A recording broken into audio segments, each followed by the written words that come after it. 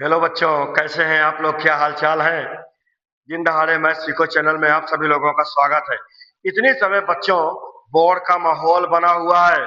वो आप ऐसा लग रहा है कि बोर्ड से लड़ रहे हैं। खाते हैं तो बोर्ड दिखाई दे रहा है, पीते हैं तो बोर्ड दिखाई दे रहा है, डांस करते हैं तो बोर्ड दिखाई दे रहा है, नहा रहे हैं तो बोर्ड दिखाई दे रहा है। यानी आप क्या कर रहे हैं? बोर्ड से लड़ रहे हैं। और एक बात याद रखिए, इस बोर्ड से आपको इस बोर्ड में विजय पाना है। टारगेट बना लीजिए कि मुझे मैथ में 100 में 100 नंबर लाना है, चाहे 10th का हो चाहे 12 का हो। अगर ये ऐसा आप लोग आता है तो समझ लीजिए कि आप बोर्ड पर विजय पा लिए हैं। और मैं विश्वास दिलाता हूँ, अगर आप बढ़िया तरह से इसी तरह पढ़ते रहेंगे, वो सब क्वेश्चन करवा दूंगा जो बोर्ड में आने वाले हैं, और प्रैक्टिस भी आपकी अच्छी हो जाएगी। क्लियर है? अगर कोई बहुत बेस कमजोर है, जीरो से स्टार्ट करना है, तो आप दिन दहाड़े सीखो मैथ चैनल के माध्यम से मैथ सीख सकते हैं। आइए देखिए, क्लास 12 में मैं समाकलन चल रहा है भैया, स्टार्ट कर चुका हूँ इंटीग्रेशन में। देखो, एक बात हमेशा बच्चों समझिए। देखिए, जो समाकलन में इसमें अब हम बताने चल रहे हैं इंटीग्रेशन में। देखो, हमको कई चीज पढ़ना है बेटा, बहुत ही दिमाग समझ लीजिए। प्रतिस्थापन विधि द्वारा समाकलन, प्रतिस्थापन विधि द्वारा समाकलन। पहला तो हम लोग ये पढ़ेंगे समाकलन, English medium, integration by substitution method. Integration by substitution method. अब आप पढ़िए। इसके बाद हम पढ़ेंगे खंडशः समाकलन। खंडशः समाकलन इंटीग्रेशन बाय पार्ट इंग्लिश में कहते हैं। फिर हम पढ़ेंगे समाकलन क्रमशः, समाकलन क्रमशः इंटीग्रेशन कंटिन्यू। इसको बोलते हैं बेटा integration by part, integration by parts. इसको बोलते हैं इंटीग्रेशन कंटिन्यू, इंटीग्रेशन कंटिन्यू। अब हम बात करते हैं, और यह है integration by substitution method. Integration by substitution, STITUTION। बच्चों, क्या होता है? एक और स्पेशल है इसमें, ये अलग टॉपिक है, निश्चित समाकलन। निश्चित समाकलन, डेफिनेट इंटीग्रल। इसको आप बोलेंगे डेफिनेट इंटीग्रल। ये 4 में 44 से 50 नंबर के बीच में स्कोरिंग आएगी। अगर 50 नहीं है तो 44 नंबर कैलकुलस के पार्ट में, पूरे कैलकुलस से आएगा, जिसमें कैलकुलस में 50% से ज्यादा ये समाकलन खुद अकेला चैप्टर कवर करता है। आप लोग देखिए, हम स्टार्ट कर रहे हैं फर्स्ट में प्रतिस्थापन विधि द्वारा समाकलन। बहुत जीरो से स्टार्ट करेंगे बच्चों। अगर जैसे कुछ बच्चों को एक भावना आती है, अरे सर मैं बहुत कमजोर हूँ, कुछ बताने की जरूरत नहीं है, इसीलिए मैंने ये चैनल बच्चों स्टार्ट किया हूँ। मेरा सपना ही है कि जो बच्चे प्रयागराज मुझसे नहीं पढ़ पा रहे हैं आके, वो घर बैठे आप पढ़ सकते हैं। यही मेरा सपना है। इसी सपना को पूरा करने में आप लोग सहयोग करिए, शेयर खूब करवाते रहिए। आइए मैं बात करता हूं प्रतिस्थापन विधि द्वारा समाकलन। देखो, प्रतिस्थापन विधि द्वारा समाकलन में क्या करते हैं, मैं एक क्वेश्चन उठाता हूं। जैसे मैं कहता हूं log x क्यूब अपान, जैसे मैं आपसे देखो क्वेश्चन उठाता हूं, पहला देखिए, integration of log x upon x dx. Bracket हटा दो बेटा, इसमें ब्रैकेट हटा दो। अभी बिल्कुल हम कठिन नहीं लेंगे, हमारा मतलब है कि आप लोगों का पहले बेस सही करना। देखो, log x upon x dx. अब सुनिए जो मैं बोलने जा रहा हूं, आप लोग सुनिए। देखो, प्रतिस्थापन विधि में हम लोग क्या करते हैं, प्रतिस्थापन विधि में बच्चों हम क्या करते हैं, पहले हम सब्स्टिट्यूट करते हैं, पुट करते हैं, और ऐसी चीज पुट करते हैं कि कुछ चीज कॉमन मिल जाए और पूरा जो सब्स्टिट्यूशन है डीटी में बदल जाए। किसमें बदल जाए? पूरा प्रतिस्थापन जो करेंगे, रखेंगे, वो डीटी में बदल जाए। याद रखिएगा, अगर हम लोग रखते हैं, पुट करते हैं, तो पुट करने के बाद बच्चों उसमें यक्स नहीं बचना चाहिए, ये फंक्शन में यक्स नहीं होना चाहिए। जैसे log x equal to t रखिए, माना log x equal to t, ये देखिए put log x equal to t. अब एक बात बच्चों समझ लीजिए, जो चीज पुट करते हैं उसका अवकलन करना पड़ता है। क्या करना पड़ता है? अवकलन करना पड़ता है। दिमाग में 3 बार बता रहा हूं, जो चीज पुट करते हैं उसका अवकलन करना पड़ता है, डिफरेंशिएशन करना पड़ता है, अवकलन करना पड़ता है। चलो आओ, log x का अवकलन क्या है? 1/x dx equal to dt।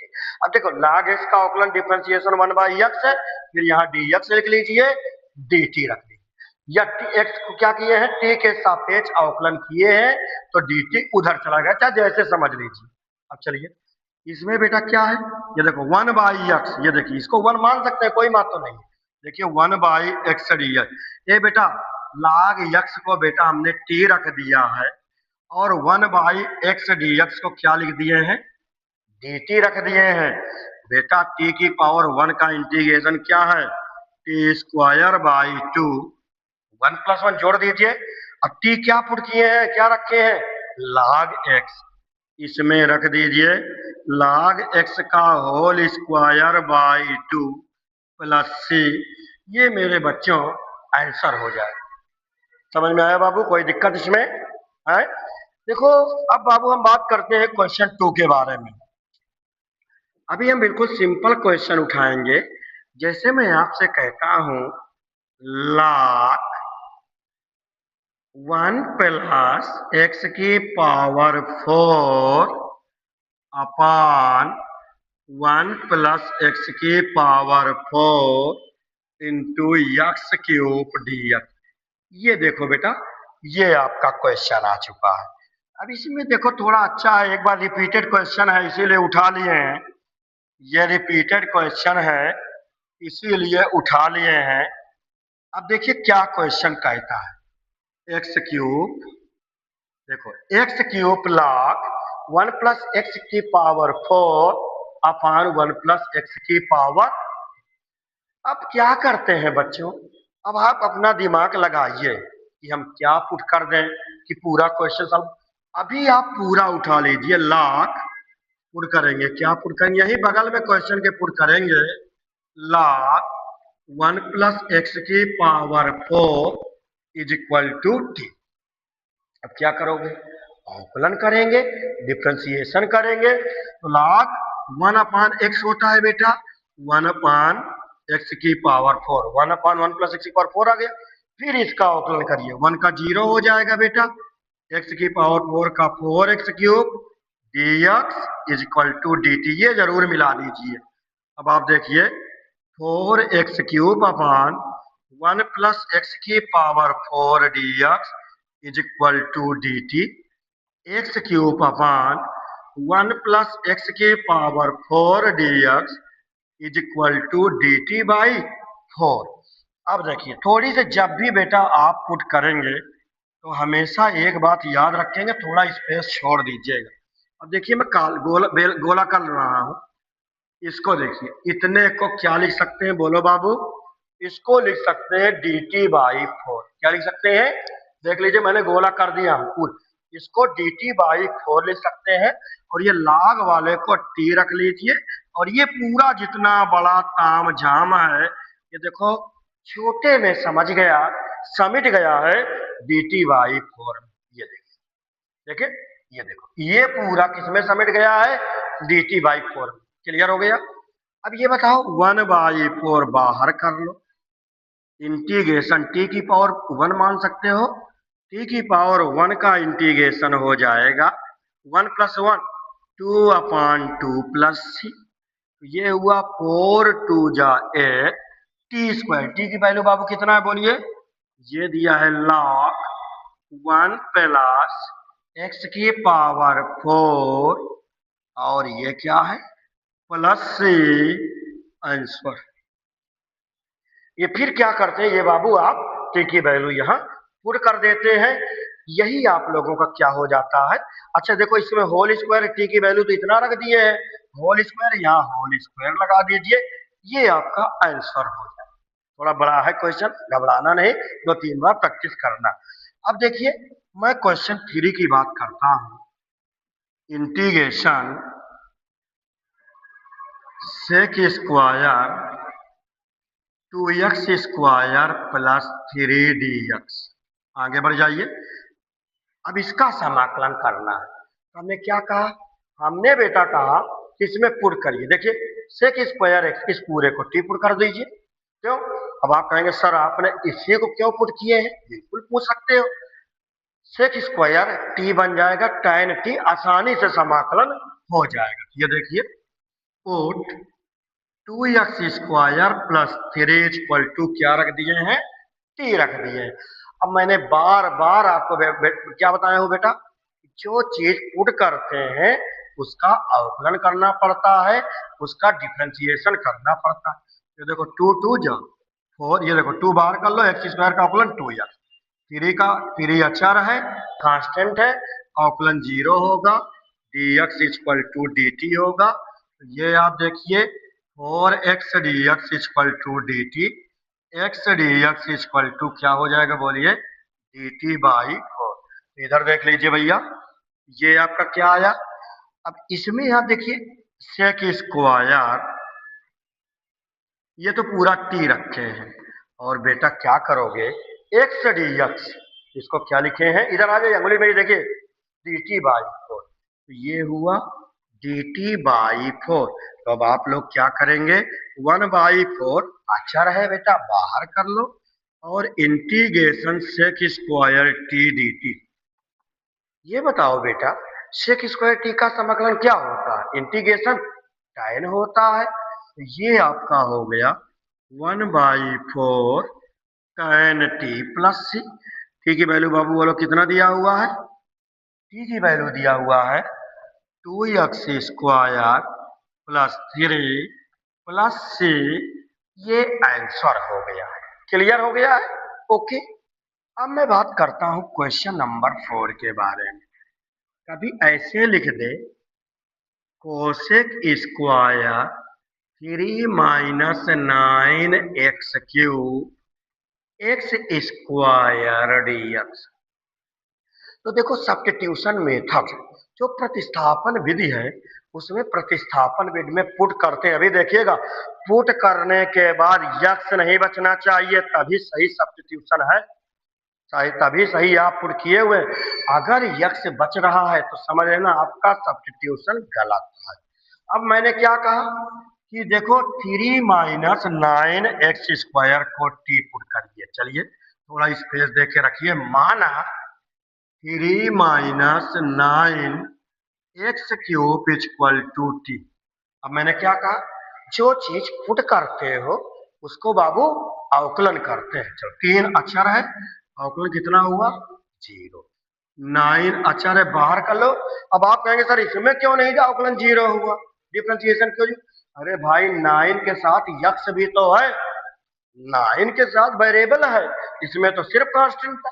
आगे बढ़े, एक्स क्यूब का अवकलन क्या हो गया बोलो भैया, 3x² dx equal to dt हो गया। ये बताओ भैया x² dx, ये देखो 9 3 27, 9 3 27 इंटू में नीचे ले आओ, तो dt अपान 27 माइनस का आएगा, देख लेना। हम माइनस देखो नहीं लिखे हैं, ये लिख दिए बाबू -27। तो ये बताओ भैया, अब इसमें आप लोग क्या करेंगे,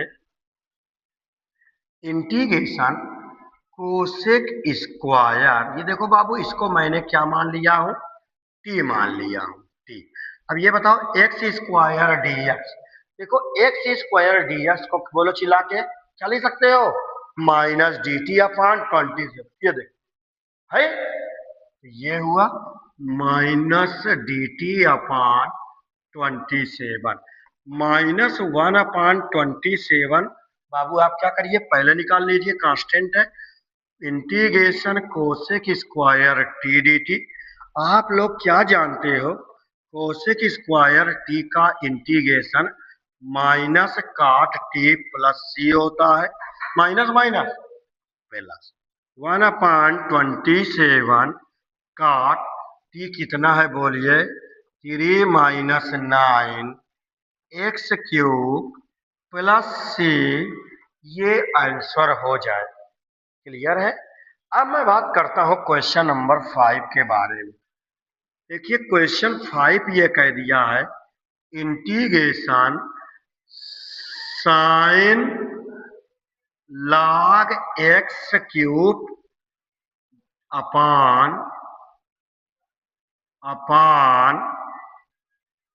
log x³ यहाँ x² dx। यहाँ थोड़ा देखो मिसप्रिंट है यहाँ क्वेश्चन में। ये देखो ये आएगा x³। देखो ये पूरा क्वेश्चन सिंपल हो गया है, इंटीग्रेशन को बड़ा कर दीजिए। इतनी बेटा इतना प्रैक्टिस करा दूंगा कि इंटीग्रेशन भी कहेगा बस। ओके आइए, ये हुआ x²। आप लोग अगर ऑफलाइन नहीं जो पहुंच सकते हैं, परेशान बेटा मत होइए।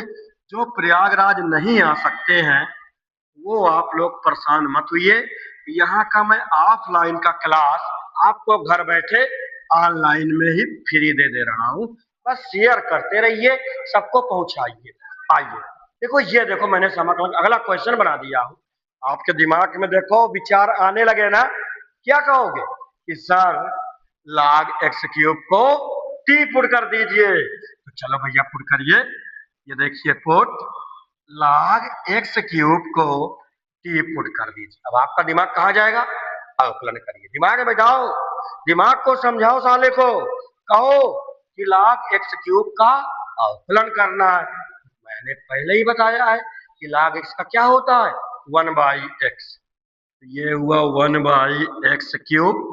फिर x³ का करिए तो 3x² dx is equal to dt। अब 3 नीचे ले आओ, x³ अपान x²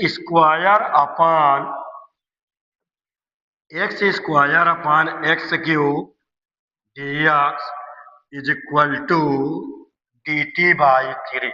देखो अब आप मुझसे एक क्वेश्चन कर सकते हैं कि सर आप इसको काट क्यों नहीं दे रहे हैं। बिल्कुल काट सकते हो, लेकिन ये फिर आ नहीं पाएगा, इसलिए अभी काटिएगा नहीं।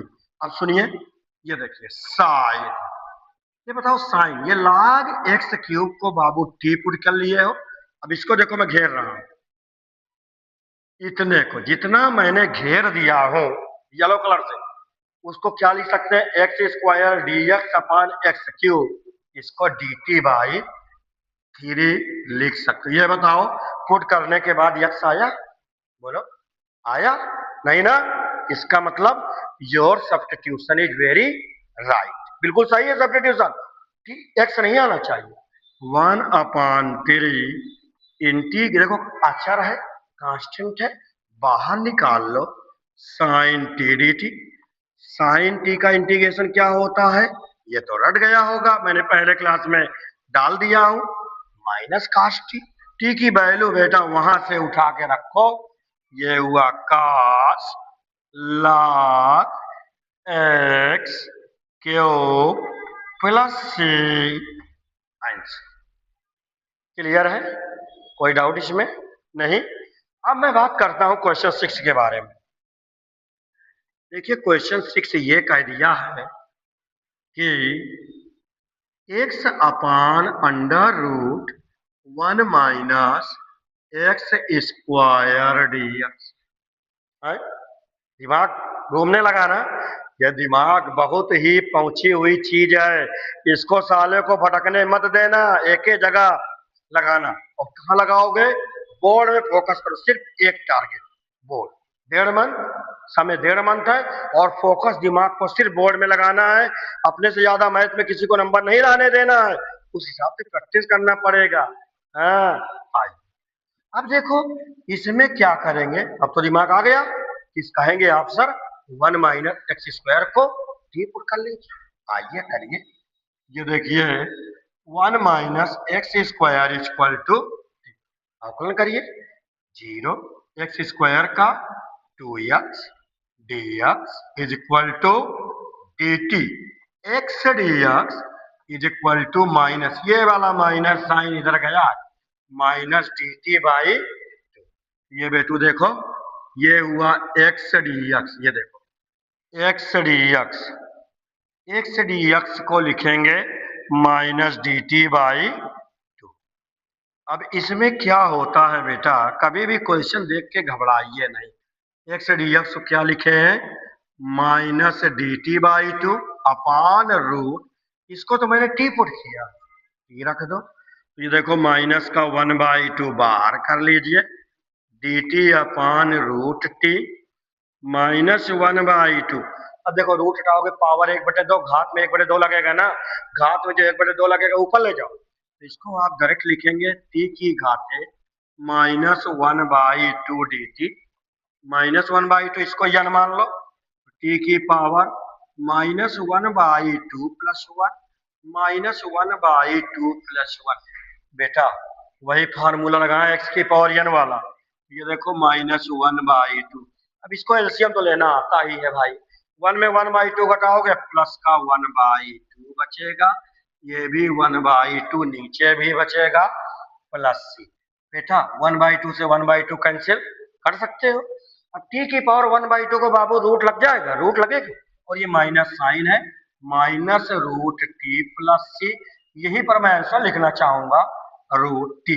टी की वैल्यू कितना है, 1 - x² प्लस सी। देखो यहाँ जगह कम है, देखो यहाँ बेटा जगह कम है, चलो मैं थोड़ा और अच्छा कर देता हूं जिससे आपको दिक्कत ना हो।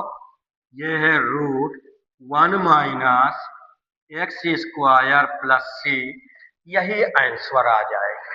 देख लीजिए कहीं पर भी आपको टेंशन 1% नहीं लेना है, बिल्कुल इतनी समय पढ़ते रहिए भाई, दिन रात पढ़िए।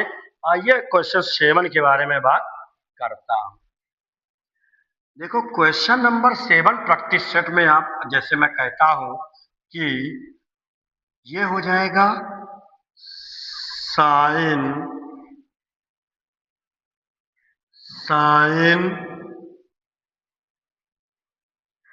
रूट 1 प्लस, देखिए अब इसमें रुक जाओ, ये देखो क्वेश्चन 7 क्या कहता है।